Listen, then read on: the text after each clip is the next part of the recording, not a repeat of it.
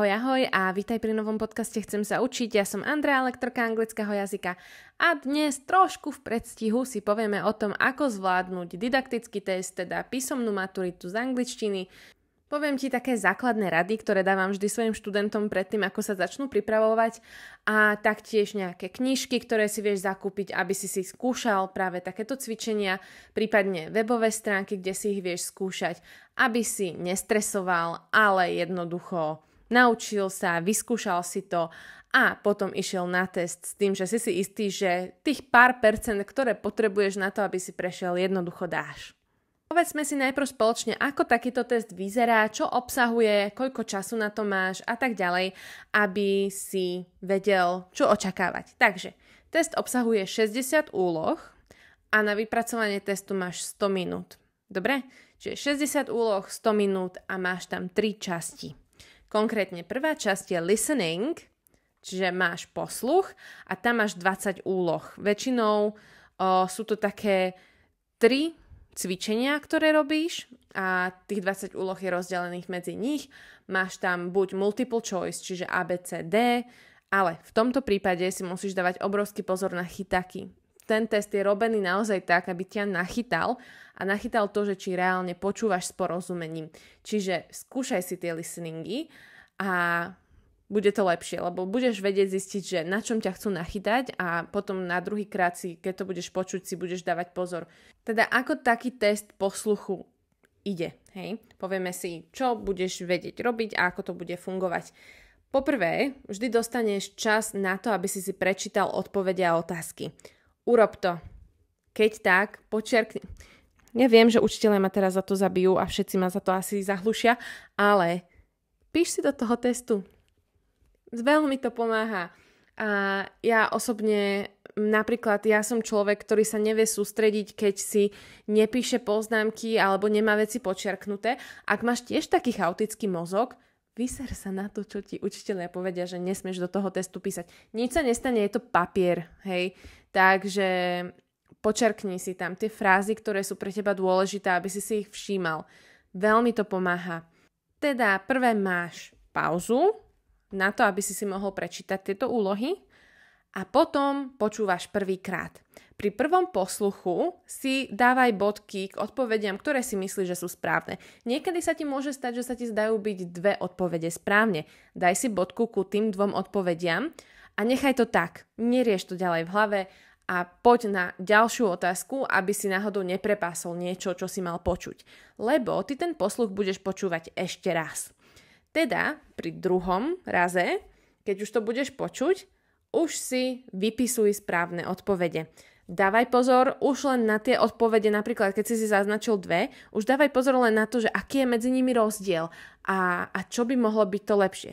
Hej? Čiže už si zapisuj tie správne odpovede, ktoré si myslíš, že teda sú tie OK a sú to tvoje odpovede, ktoré aj odovzdáš. Takto postupuj v podstate pri každom jednom listeningu.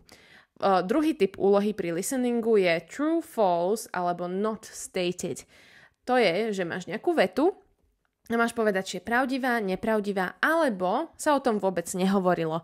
To, že sa o tom vôbec nehovorilo, to je väčšinou to najhoršie, čo môžeš zistiť, pretože tebe sa zdalo, že niečo také rozprávali, ale pritom nerozprávali, hej. Čiže treba si na to dávať pozor. Není to len pravda, nepravda, ale môžeš mať aj možnosť, že to tam vôbec nebolo spomínané.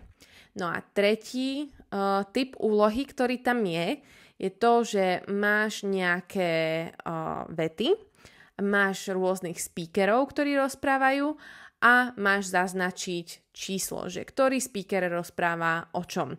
Opäť môže sa ti stať, že 2 rozprávajú o tom istom. Teda k danej vete, kde sa ti zdá, že 2 rozprávajú o tom istom, si na prvý posluch zaznač obe čísla a potom pri druhom posluchu sa ti to vyjasní. Po posluchu nasleduje druhá časť testu a to je language in use a to je väčšinou taká gramatika a slovná zásoba, ktorú používaš. Čo sa týka B1, tak tam máš 20 bodov, čiže 20 odpovedí budeš dávať. Čo sa týka B2, tam je už 40 bodov. Ale pozor, pri tej B2 máš až 120 minút, hej, čiže predĺží sa ti ten čas na odpovede, není to o tom, že musíš o mnoho rýchlejšie odpovedať, máš tam ten čas zarataný. Čo sa týka úloh, tak jedna z tých úloh, ktorá tam je, máš nejaký konkrétny text, dlhý text, do ktorého musíš vkladať slovíčka a slovíčka máš na výber medzi A, B, C, D. Väčšinou, čo sa tam nachádza, sú nejaké synonymá a ty podľa toho, čo si prečítaš, potrebuješ zistiť, ktoré slovíčko sa tam nachádza a ktoré je to najlepšie. Čiže treba si dávať naozaj obrovský pozor na to, že rozumieš tým daným slovíčkam a vieš, ktoré slovíčko sa tam má použiť. Ďalšia vec, ktorá sa tam môže nachádzať, sú napríklad pomocné slovesá, pretože ty musíš vedieť, ktorý čas sa používa vo vete. Prípadne nejaké predložky a ty znova musíš vedieť, ktorá predložka sa používa v danej fráze. Čiže dávaj si na to pozor. Druhý typ úlohy je, že znova máš text, znova tam máš vynechané slovíčka, ale nemáš absolútne nič na výber. Musíš doplňať zo svojej hlavy podľa toho, čo ti tam sedí. V tomto prípade sú tam vynechané slovíčka ako zámena, či už ide o osobné, privlastňovacie, alebo opytovacie, ukazovacie a všetky možné zámená, ktoré sa tam môžu nachádzať, pretože tie je jednoduché doplniť. Taktiež môžu tam byť predložky, alebo modálne slovesá, prípadne pomocné slovesá. Teda musíš poznať ich význam a použitie správne gramatické. Tieto dva typy úloh sú v B1 a v B2 a v B2 máme ešte extra úlohy. Jeden typ úlohy, ktoré tam je naviac, je word formation, to znamená, že znova máš nejaký text a na boku máš vypísané slovička, ktoré do tohto textu musíš doplniť. Ale tie slovička sú v základnom tvare a ty musíš vedieť dať správnu príponu alebo predponu k tomu slovičku. Čiže z podstatného mena musíš vedieť vytvoriť sloveso alebo prídavné meno príslovku. Teda musíš poznať prípony, ktoré používame pre slovné druhy. Niektoré sú jednoduchšie, niektoré sú zložitejšie, ale nikdy tam nie je nič také strašné. Napríklad pri predponách, treba si dávať pozor na to veľakrát zabúdajú študenti, že môžeš vytvoriť aj záporné slovo. Čiže keď máš comfortable, môžeš vytvoriť uncomfortable, alebo legal, illegal. Čiže na to si treba dávať pozor, že môžeš urobiť aj negatív, ak ti tam pasuje. Teraz poďme do poslednej časti testu a to je reading, teda čítanie. Pre mňa najneobľúbenejšia časť, pretože, ako som spomínala, môj mozog je chaotický a hyperaktívny, teda sa nikdy nevedel sústrediť na to, čo je písané, ale znova, počiarkovanie si vecí ti veľmi dokáže pomôcť.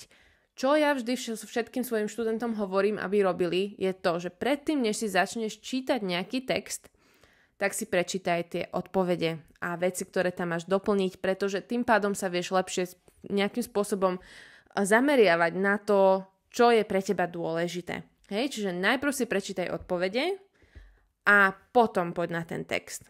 Prečítaš si text a bude ti jednoduchšie doplňať tie veci. Opäť, keď sa ti zdá, že nejaká veta môže byť v danom texte doplnená viackrát, napíš si tamto číslo a potom si to, ak budeš mať viaceré vety, ktoré ti takto sedia, do viacerých miest, čítaj si to ešte raz a lepšie pochop, o čom je ten text.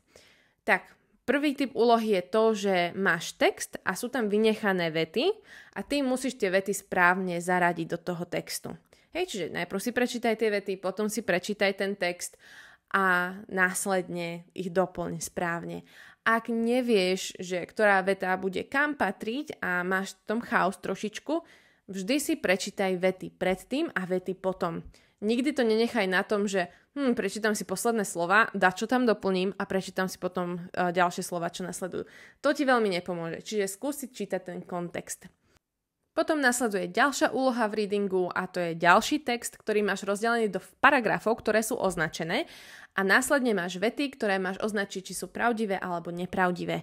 Ak sú pravdivé, super, ak sú nepravdivé, tiež super, ale čo musíš urobiť, není len to, že napíšeš, je to pravda, je to nepravda, pretože to ti neuznajú, musíš napísať aj to, v ktorom odstavci sa nachádza odpoveď a prečo si zvolil práve to, že je to pravda alebo nepravda. Teda musíš dávať pozor naozaj, v ktorom odstavci sa tieto veci nachádzajú a ja znova vždy všetkým hovorím, najprv si prečítaj odpovede, teda otázky, odpovede a potom choď na ten text a vždy, keď budeš vidieť niečo, čo bolo v tých otázkach, počiarkni si to. Potom sa k tomu vieš rýchlejšie vrátiť a vieš to nájsť, práve aby si ušetril čas pri tých odpovediach a hľadaní, v ktorom paragrafe sa to nachádzalo. A máme ešte tretí reading a to je znova čistý text a následne máš vynechané slovíčka, ktoré z textu musíš doplniť. Nie vždy sú to úplne rovnaké slová, ktoré sa v texte nachádzajú, ale musíš nejakým spôsobom dohľadať aj vo svojej hlave, ktoré slovíčko by tam mohlo byť. Hej, čiže je to taká sranda. Vždy máš napísané, koľko slov sa tam má nachádzať, či 2 slovíčka, 1 slovíčko. Dávaj si na to pozor, dobre? Pokiaľ ide o B2 reading, tak je to ten istý typ úloh, len tie texty sú zložitejšie.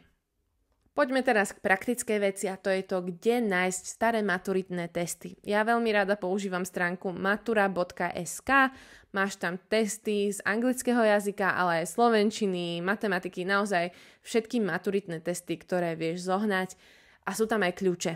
Čiže keď si skúšaš tie maturitné testy, naozaj za posledné roky vyzerali úplne rovnako, máš ich tam kopec, môžeš si ich skúšať a tým pádom ty vieš zistiť, že či mám na to urobiť tú maturitu, alebo či niečo musím cibriť a musím sa zameriať na nejaký typ cvičenia. Hej? Čiže vyskúšaj si najprv jeden test, zisti, čo ti ide a čo ti nejde, ktorý typ cvičenia je pre teba najzložitejší a ktorý je najľahší a na tých veciach, ktoré ti nejdú, začni makať.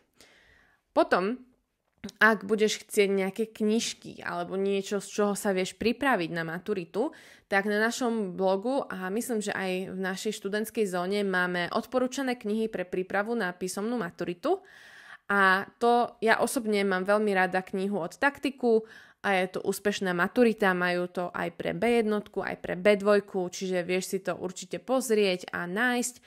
Ale existujú aj mnohé ďalšie, ktoré sú spracované, Nová maturita, Yes, a tak ďalej. Vieš ich nájsť na Martinuse alebo aj v Pantarej, kľudne aj keď vojdeš do predajne, uvidíš tam maturitné veci, ale ja osobne preferujem teda tento typ.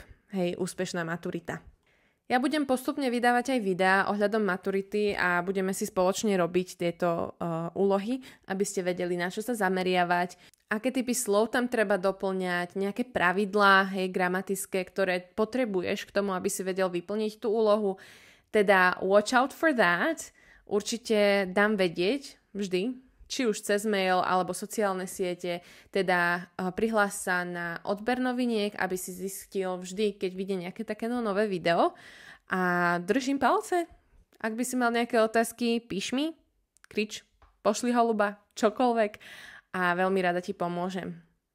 A ak si maturant, prípadne si rodič maturanta a myslíš si, že tvoje dieťa alebo ty osobne ako maturant potrebuješ pomoc práve pri príprave na tento didaktický test, určite sa nám ozvi, veľmi radi ti pomôžeme, robili sme to už viackrát a veľmi si to užívame vždy, lebo nie vždy je všetko tak náročné, ako sa to zdá a ako to prezentujú v škole. Tak ak máš logiku a ak vidíš tú logiku v tých veciach a je ti odprezentovaná jednoducho, vždy je to fakt jednoduchšie, než sa to zdá. To je odo mňa všetko. Teším sa na teba na budúce. Bye bye!